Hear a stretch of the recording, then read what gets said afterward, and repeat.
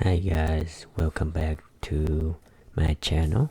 Today I'm gonna show you how to change a left side turn signal on the 2013 Hyundai Sonata.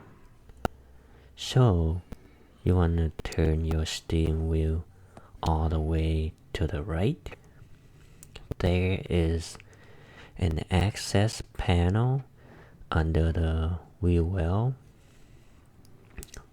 Once you remove that cover, then you can access to the left turn signal.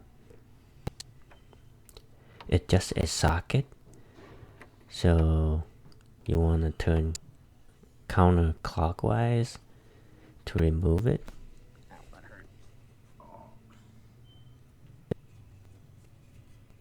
Then the bulb should come out pretty easily.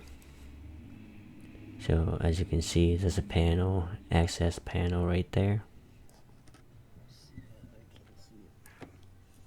So once you're done, you just put it back.